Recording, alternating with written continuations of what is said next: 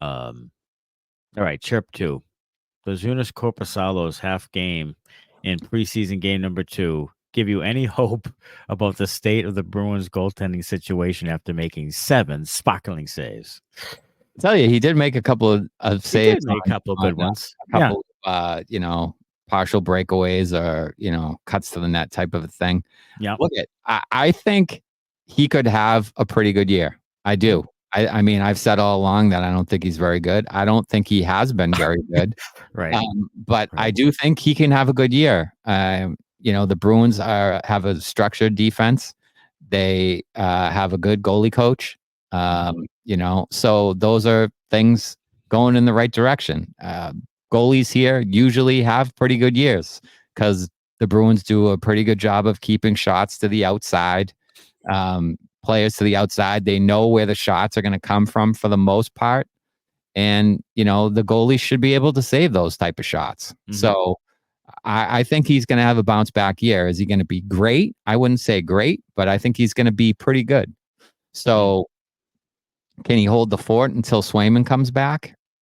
I mean, I'm not sure that he can be the number one guy for that long.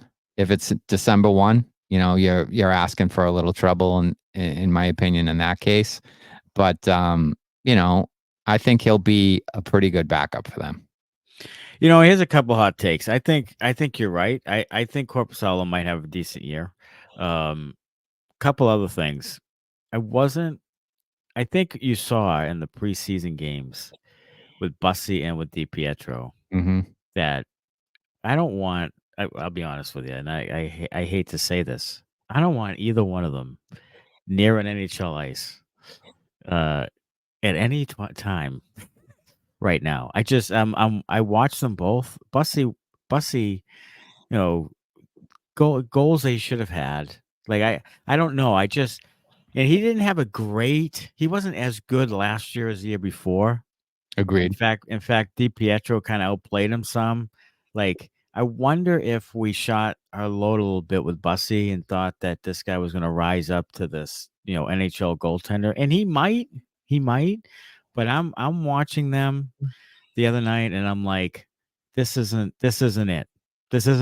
So I don't want that.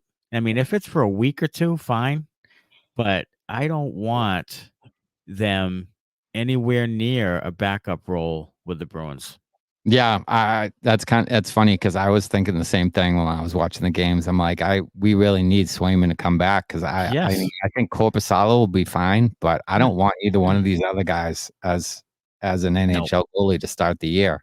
I don't. So, maybe that's a little bit of leverage for Swayman. Maybe the Bruins are saying, well, Korpisalo can be our number one, and one of these kids will play, once a week.